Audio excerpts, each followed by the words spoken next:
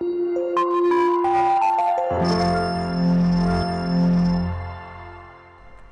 children, how are you? I hope you all are doing good. Children, today I am going to narrate you a very interesting story, Drought.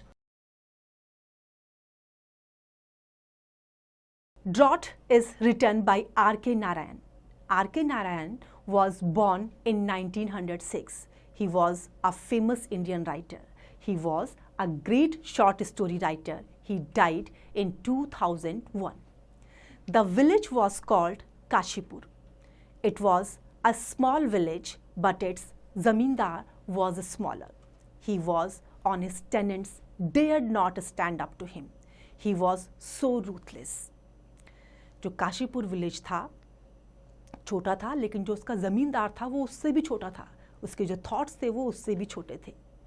उसके जो tenants थे वो उसके सामने खड़े होने की हिम्मत नहीं करते थे. He was so ruthless. He was बहुत ज़्यादा वो कैसा था, निर्दयी इंसान था. It was the birthday of his youngest son. It was noon Tarak Ratna. The priest was on his way of home from landlord's house when he had been offering prayers. It was the birthday of his youngest son. It was noon. Tarak Ratna, the priest, was on his way of home from landlord's house where he had been offering prayers. It was nearing the end of May, but not a patch of could be seen in the sky. The rainless firmament poured fire. Firmament आकाश के लिए कहा गया है. Rainless firmament means आकाश में जो है बिल्कुल भी बादल नहीं थे पानी वाले जो बारिश कर सकते थे. तो जब जो तारक रत्ना जो प्रिस्ट है वो लैंडलॉर्ड के घर से पूजा करके वापस आ रहा था और मई के दोपहर का समय था. बहुत गर्मी थी. एक भी बारिश का बादल जो है ऊपर नहीं नज़र आ रहा था और जो रेनलेस फर्मामेंट था वो आग उगल रहा था. At the end of the field beside the road there stood the house of Gafur, the weaver. Weaver means जुलाहा. Weaver का मतलब होता है जुलाहा. Now that the mud walls were in ruins, the courtyard touched the public highway and the inner privacy was thrown on the mercy of the passerby. mercy का मतलब होता है दया. जो गाफुर का जो घर था वो बिल्कुल सड़क के किनारे पे था. जो दीवार थी उसके घर की वो बिल्कुल टूटी फूटी थी और जो उसका आंगन था वो पब्लिक हाईवे को टच कर रहा था. जो उसकी घर की प्राइवेसी थी वो बिल्कुल ओपन थी सबके सामने. अब ये लोगों पे डिपेंड करता है कि वो उसके घर को देखें या ना देखें. Hey Gafur, is anybody in? Called out Tarak Ratna standing in the shade of a tree of the road side. Road side में जो पेड़ था उसकी छाया पे खड़े होकर तारक रत्ना ने आवाज़ लगाई गाफुर को कि अंदर है या नहीं है. What do you want? Father is down with fever, answered Gafur's little daughter aged 10 appearing at the door. 10 साल के बच्चे ने क्या जवाब दिया कि आप क्या चाहते हैं? जो मेरे पापा हैं वो बीमार हैं, बुखार है उनको. Fever, call the scoundrel. Scoundrel बदमाश. स्काउंड्रल मीन्स बदमाश. बाहर बुलाओ उस बदमाश को. The noise brought Gafur out. Shivering with fever, a bull was tied to the old acacia that leaned against the broken wall. कांपता हुआ बेचारा बाहर आया. बुल भी जो है अकेसिया जो प्लांट था उस पर उसको बांधा हुआ था. What do I see there? demanded Tarak Ratna, indicating the bull. Do you realize that this is a Hindu village and the landlord himself a Brahmin? His face was crimson with indignation. Crimson with indignation means गुस्से में लाल हो जाना. And the heat of the sun. It was to be expected that his word should be hot and harsh. But Gafur simply looked at him, unable to follow the import of his words. बड़े गुस्से में उसने उसको कहा था कि तुमको पता है कि ये हिंदू विलेज है, यहाँ का जो ब्राह्मण है वो भी हिंदू है, लैंडलॉर्ड अपने आप में ब्राह्मण है. उसका फेस जो है गुस्से से और जो सूरज की धूप थी उससे लाल हो रहा था. लेकिन गाफुर ने जो है उसकी बात पर ध्यान नहीं दिया और ना ही उसके शब्दों का कुछ उसने फॉलो किया कि कुछ वो उसका जवाब दे सके. Well said Tarak Ratna, I saw it tied there in the morning and it's still there. If the bull dies, your master will flay you alive. He is no ordinary Brahmin. Flay means कहते हैं कि चमड़ी उखाड़ देना, कि अगर देख लिया बुल सुबह से शाम तक वहां बंधा हुआ है और अगर वो मर गया और उसने अगर देख लिया तो तुम्हारी चमड़ी उधेड़ देगा। वो एक सामान्य ब्राह्मण नहीं है। What shall I do, Baba? I am helpless. I have had fever for the last few days. I can't take him out to graze. I feel so ill. Can't you let him graze by himself? क्या कहा उसने कि मैं काफ़ी time से बीमार हूँ, मुझे बुखार है, मैं उसे ग्रेजिंग के लिए बाहर नहीं लेके जा सकता। तो उसने क्या रिप्लाई किया कि उसको अपने आप चरने दो, छोड़ दो उसको। Where shall I let him go, Baba? People haven't threshed all their paddy yet. It's still lying in the field. The straw hasn't been gathered. Everything is burnt to cinders. There isn't blade of grass anywhere. How can I let him loose, Baba? He might start poking his nose, boiled rice, somebody's paddy, or eating somebody's straw. क्या कहा उसने कि लोगों ने अभी भी जो है क्या नहीं किया है, अपने जो पैडी के फील्ड हैं उनको उनकी थ्रेशिंग नहीं की है। स्ट्रॉ अभी भी वहीं पर है, स्ट्रॉ उन्होंने इकट्ठा नहीं किया है, और मैं वहाँ पे अभी भी कहीं पर भी जो है हरा घास की एक ब्लेड भी नज़र नहीं आ रही है, और अगर मैं उसको ऐसे छोड़ देता हूँ तो वो किसी के खेत में जा कर के बर्बाद कर देगा। Tarak Ratna softened a little, but you can at least tie him in the shade somewhere and give him a bundle of straw or two too much. Hasn't your daughter cooked rice? Why not give him a tub of boiled rice water? Let him drink it. क्या कहा उसने कि अगर तुम उसको नहीं जाने दे सकते, जब उसने ये सुना कि बीमार है और वो किसी का खेत बर्बाद कर देगा, तो तारक रत्ना की जो आवाज़ थी वो थोड़ा सा इस समय सॉफ्ट हो गई। तो उसने क्या कहा कि तुम्हें इसको छाया में बांधना चाहिए, छाया में बांध करके जो तुम्हारी बेटी ने राइस कुक किया है वो दे दो उसको जो एक टब में जो बॉइल्ड राइस वाटर है वो उसको अपने आप से पीने दो। Gafur made no reply. He looked helplessly at Tarak Ratna and a deep sigh escaped him. कोई उसने उत्तर नहीं दिया, बल्कि एक गहरी सांस ली और कुछ उसने जवाब नहीं दिया। हेल्पलेसली वो उसको देख रहा था। I see you haven't even got that much. What have you done with your share of straw? I suppose you have gone and sold it to satisfy your belly, not saved even one bundle for the bull. How careless you are. Careless? निर्दयी, कठोर। कि जो तुमने अपने हिस्से का था, शायद जो अपने हिस्से का स्ट्रॉ था वो अपना पेट भरने के लिए तुमने बेच दिया, इस बुल के लिए कुछ भी नहीं बचाया। At this cruel accusation, Gafur seemed to lose the power of speech.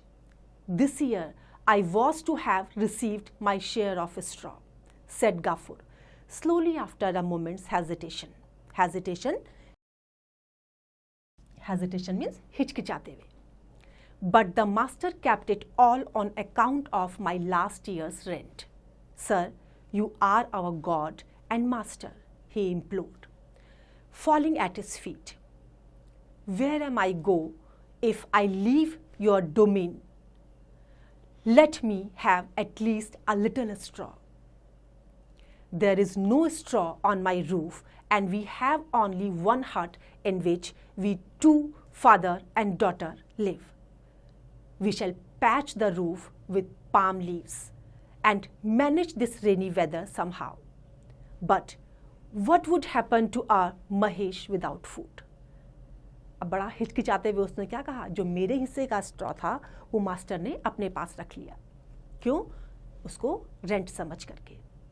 उसने रिक्वेस्ट करी, उसके पैरों में भी गिरा कि आपके एरिया में मैं रहता हूँ, मैं इसे छोड़कर कहाँ जाऊँगा, मुझे थोड़ा सा स्ट्रॉ जो है भीख में दे दो।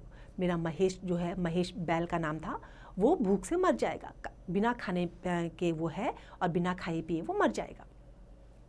Indeed, so you are fond enough of the bull Mahesh.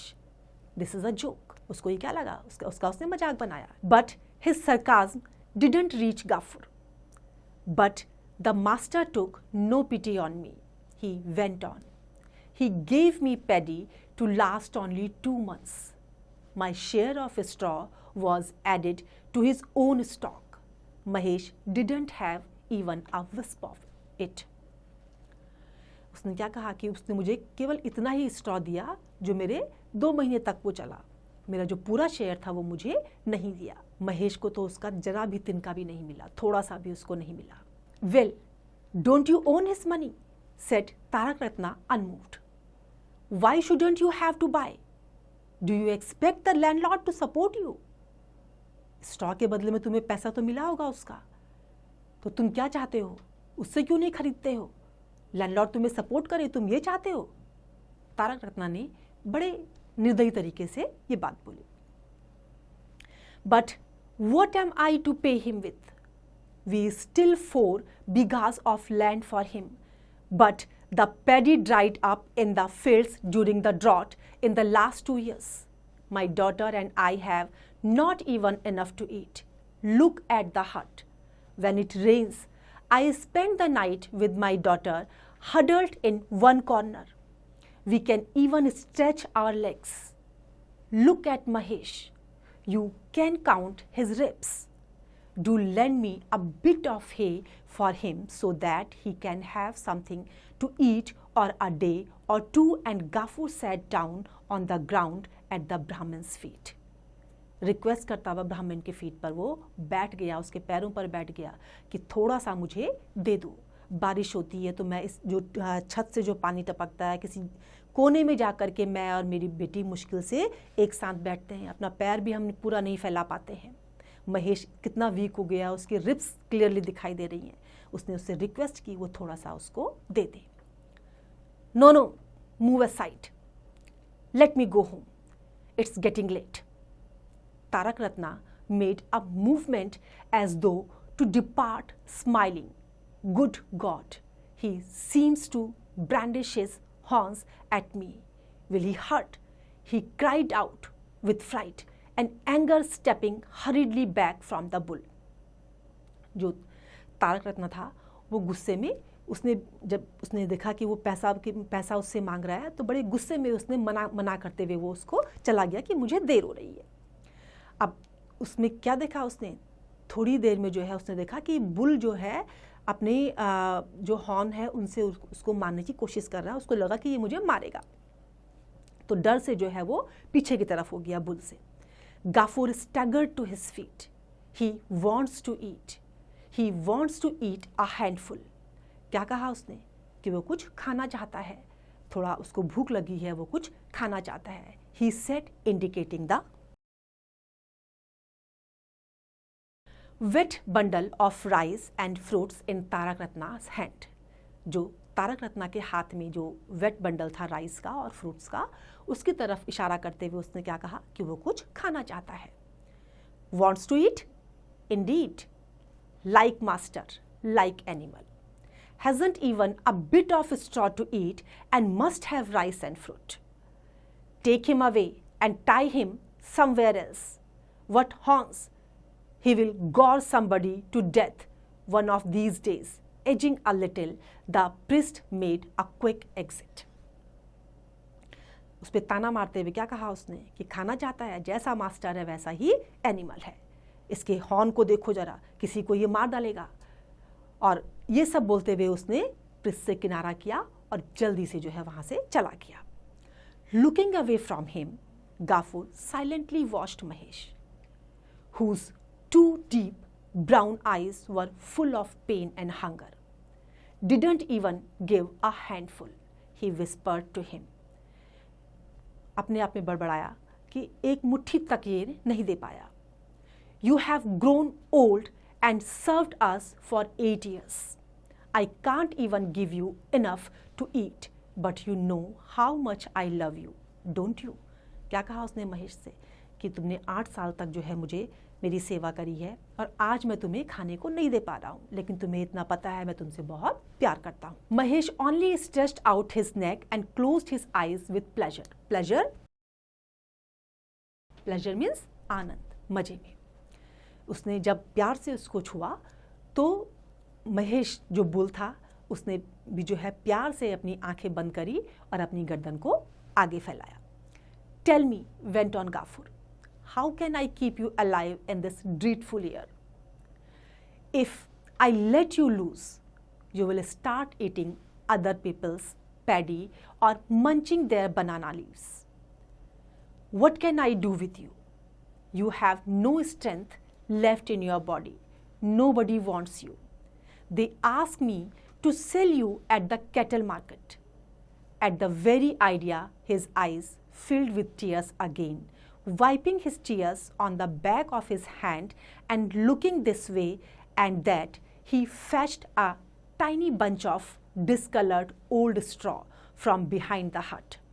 Eat it quickly, my child, otherwise, he said softly, placing it before Mahesh. अब उसको दुख हो रहा था कि वो उसको कुछ नहीं दे पा रहा है.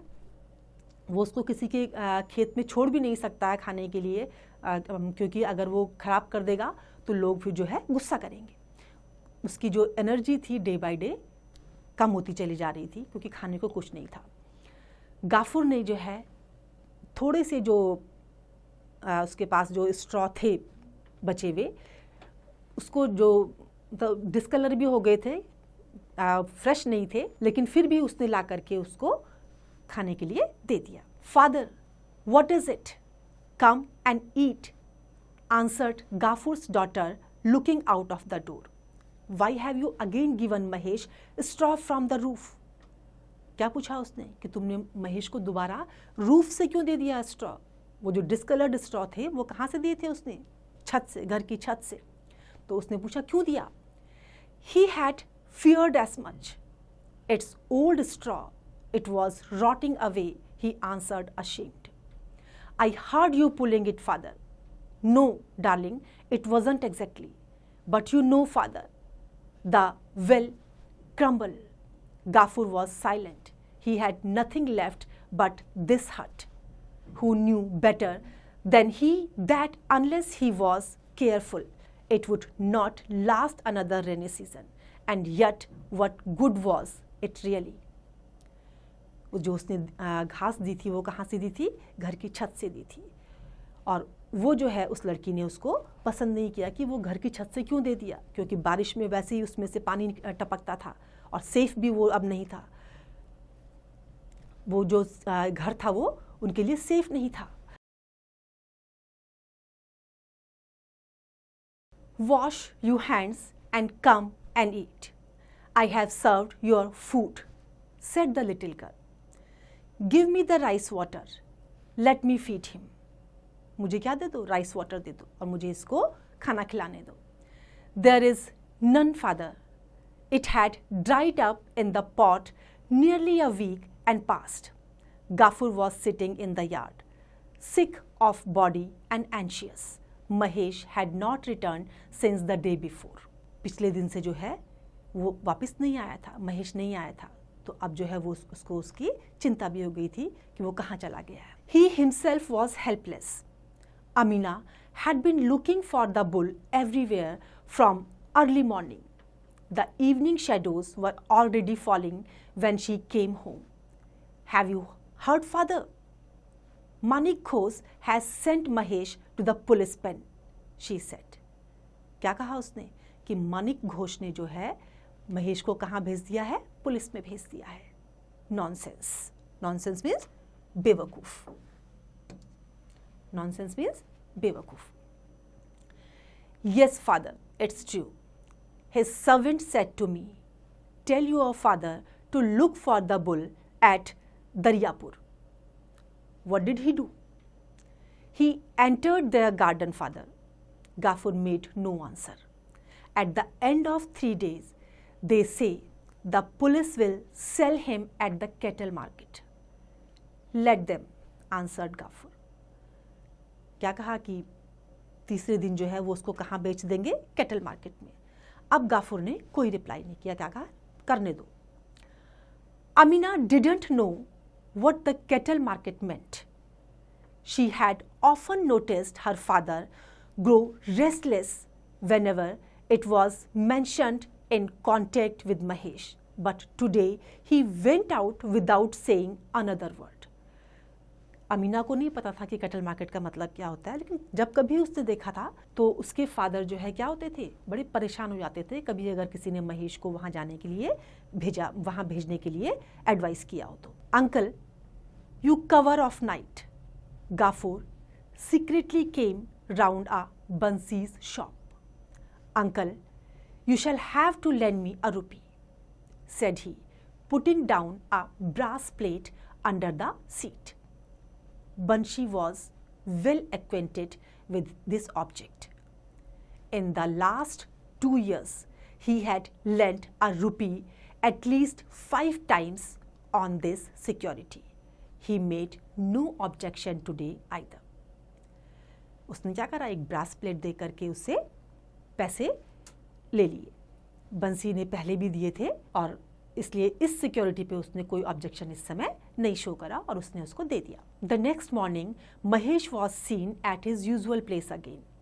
N elderly Mohammedan was examining him with very sharp eyes, not far away on one side. Gafur set out on the ground, all hunched up. The examination over, the old man untied a 10 rupees note from a corner of his shawl and smoothing it again and again said, "Here, take this. I shall not take anything off. I am paying the full price." क्या देखा उसने कि बड़े अच्छे ढंग से उसको examine किया जा रहा था। उसके बाद उसने शॉल से 10 रुपये का नोट निकाला और उसको देते हुए कहा कि ये लो। तो उसने क्या कहा, मैं इसको नहीं लूँगा, I am paying the full price, मैं फुल प्राइस दे रहा हूँ। Stretching his hand, Gafur took the money but remained silent. As the 2 men who came with the old man were about to take the rope round the animal's neck, he suddenly stood bolt upright. "Don't touch the rope, I tell you. Be careful, I warn you," he cried out hoarsely.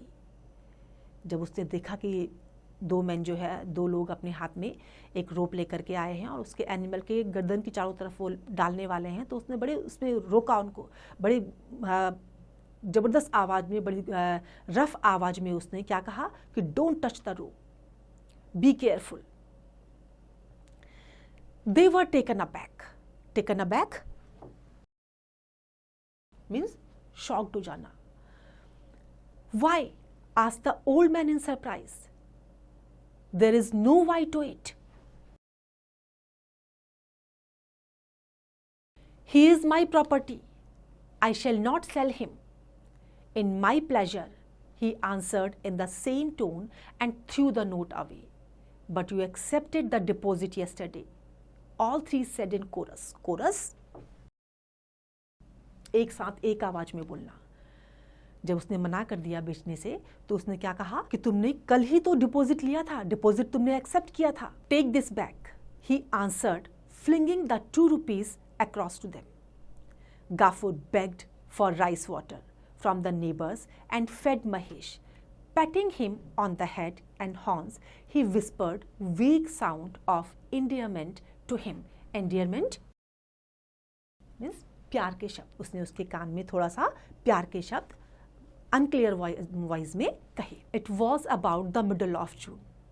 Nobody who has not looked at an Indian summer sky would realize how terrible, how unrelenting the heat can be.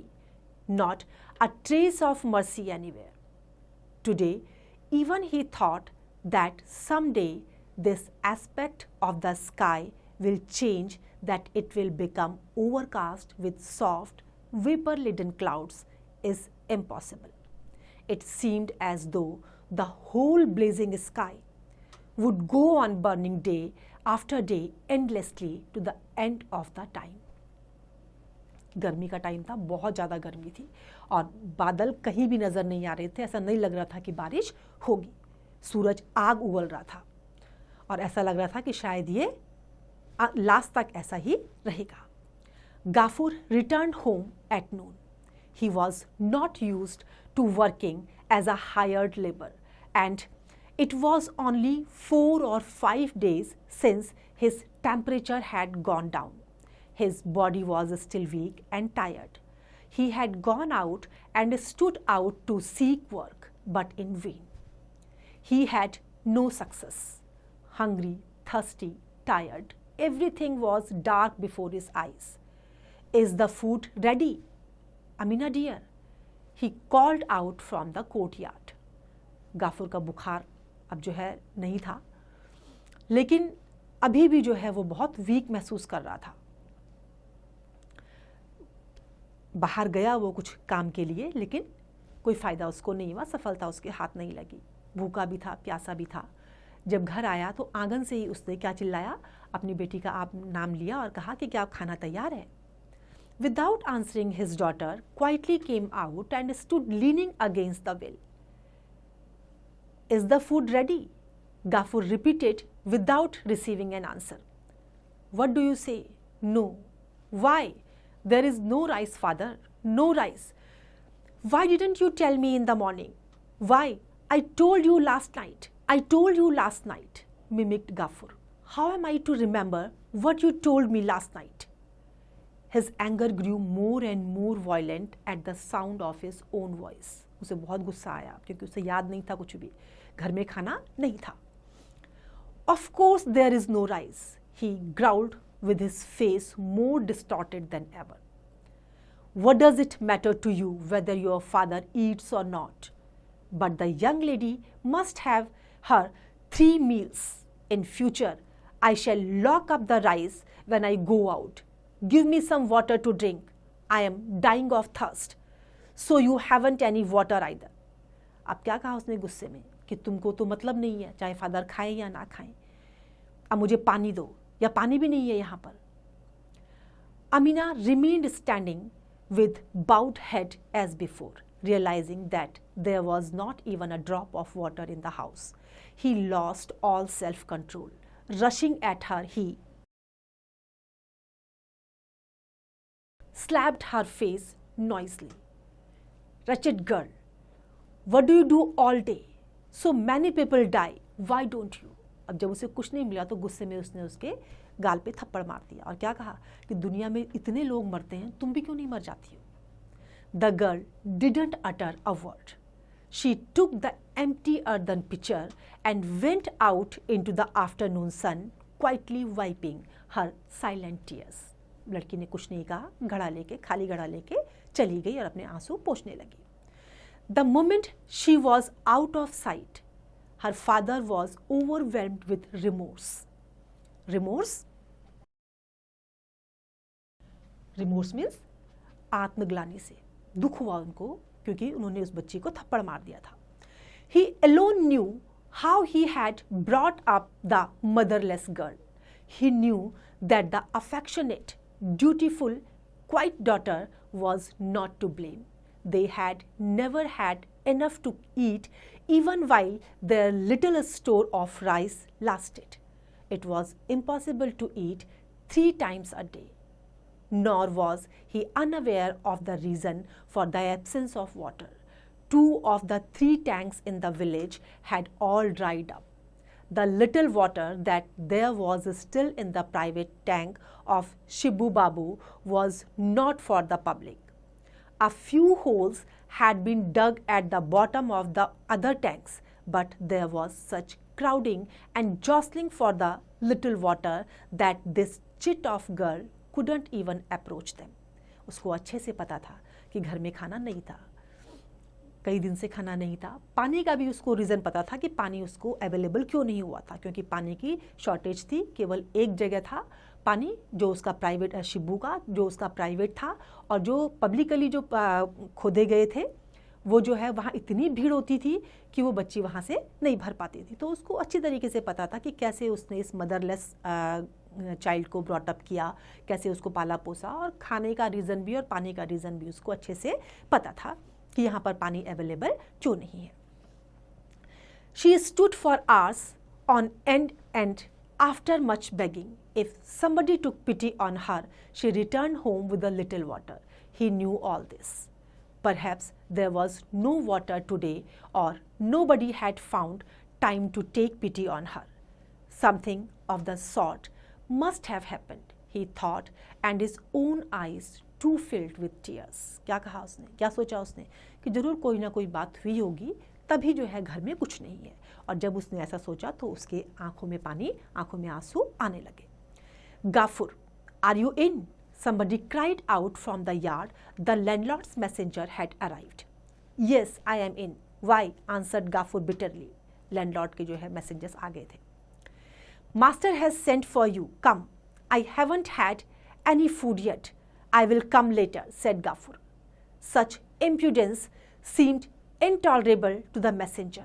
Its master's order to drag you to him and give you a good thrashing, he wrote, calling the man ugly names.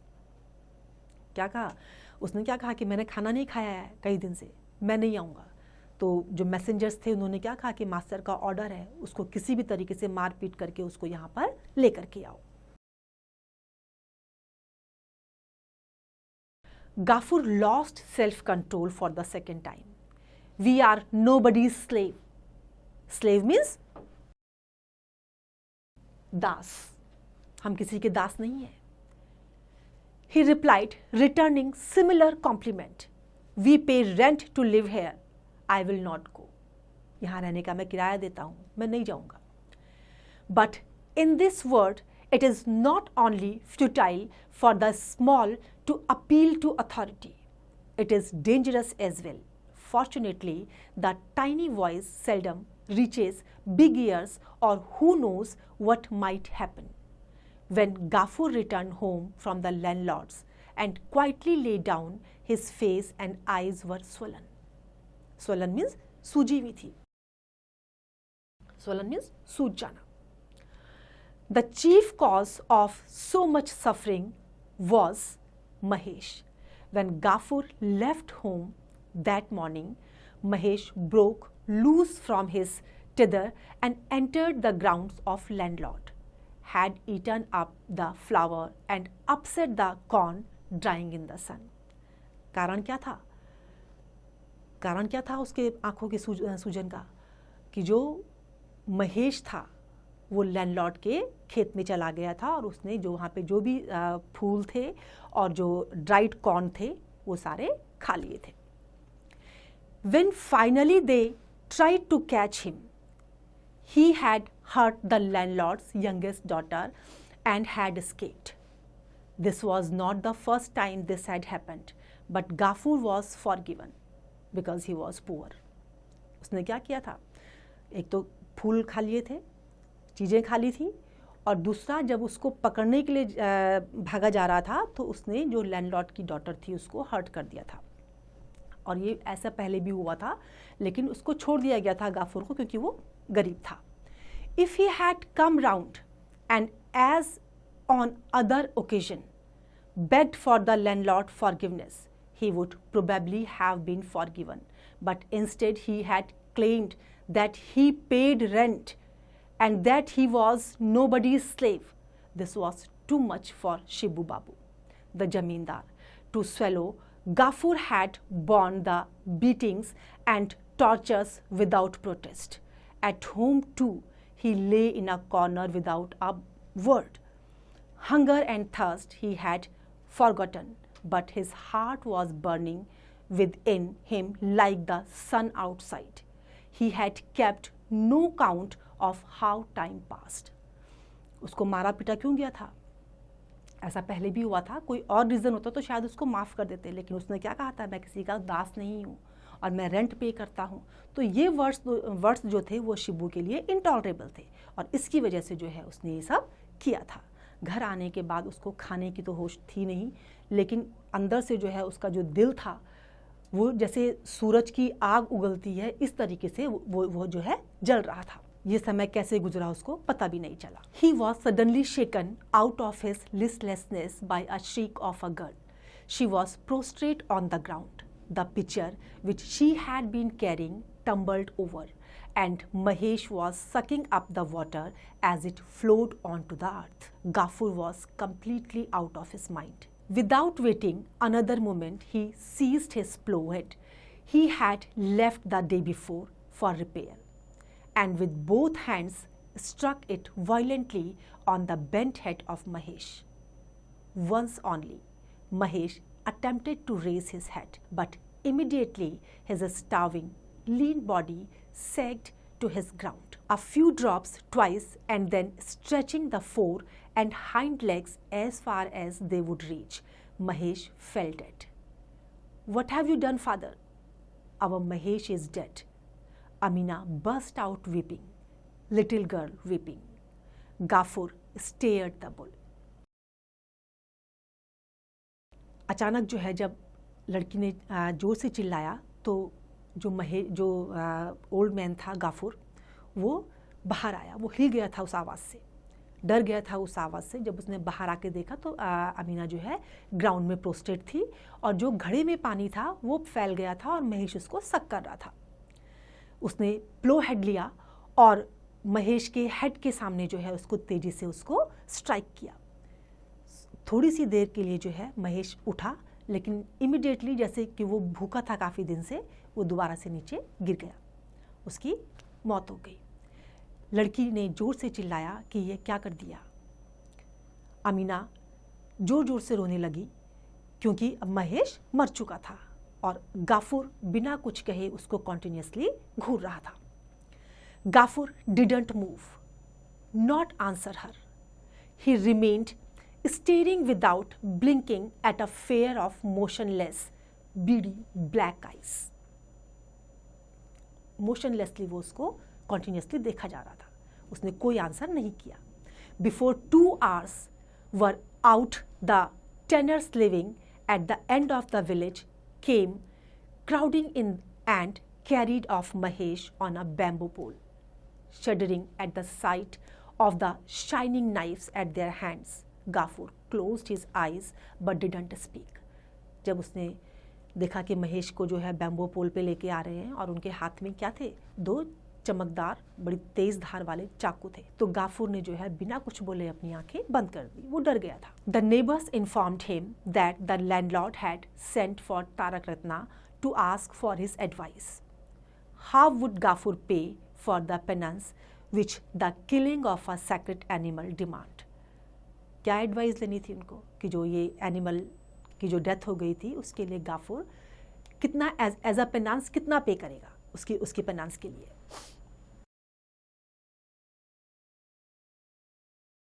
गाफुर made no reply to these remarks but remained squatting with his chin resting on his knees. उसने कोई answer नहीं दिया, अपने नीज पर जो है अपने चिन को टिका करके वो बैठा हुआ था। Amina dear come, let's go, said Gafur, rousing his daughter at the dead of night. She had fallen asleep in the yard. Where father? She asked, rubbing her eyes. अपनी बेटी को क्या कहा कि चलो यहाँ से चलते हैं। अब आंखें रब करते हुए उसने पूछा, कहाँ? To work at the jute mill at Fulbere, said the father. कहाँ जाना है? जूट मिल में। जो जूट मिल कहाँ पर है? फुलबेरे में। The girl looked at him incredulously. Through all his misery, he had declined to go to Fulbere. No religions, no respect, no privacy for women fold there. She had often heard him say. अब लड़की को विश्वास नहीं हो रहा था। वो फुलबेरे वो जगह थी जहाँ पर कोई रिस्पेक्ट लड़कियों के लिए नहीं थी, ना किसी धर्म की रिस्पेक्ट थी, ना कोई प्राइवेसी थी। तो उसको बड़ा आश्चर्य हो रहा था। उसने अधिकतर ये सुना था उसको बोलते हुए। Hurry up, my child, we have a long way to go, said Gafur. Amina was going to collect the drink bowl and her father's brass plate. Leave them alone, darling. They will pay for the penance of Mahesh, said Gafur.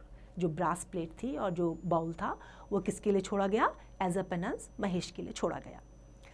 In the dead of night, Gafur set out holding his daughter by the hand. He had nobody to call his own in the village. He had nothing to say to anybody. Crossing the yard, when he reached the acacia, he stopped, stock still, and burst out crying loudly. Allah, he said, raising his face towards the star-spangled black sky. Punish me as much as you like. Mahesh died with thirst on his lips. Nobody left even the tiniest bit of land for him to feed on. Nobody left even the tiniest bit of land for him to feed on. Please never forgive the landlord's sin who never let him eat the grass nor drink the water you have given. They set out for the jute mill. जाते हुए जो है जब acacia plant के पास वो पहुंचा तो जो है वो बहुत बुरी तरीके से उसके इमोशंस जो है वो आउटबस्ट हो गए थे, रोने लगा था और उसने भगवान की तरफ हाथ उठा के क्या बोला कि उन लोगों को कभी माफ़ मत करना जिनकी वजह से महेश की मौत हुई थी, जिन्होंने उसको एक छोटा सा ज़मीन का टुकड़ा नहीं दिया खाने के लिए, एक थोड़ा सा ग्रास खाने के लिए नहीं दिया, ना ही पानी पीने दिया। और ये बोलते हुए उसके बाद जो है वो जूट मिल के लिए रवाना हो गए थे। तो I hope you have enjoyed the story. Now it's time to revise. You can revise it.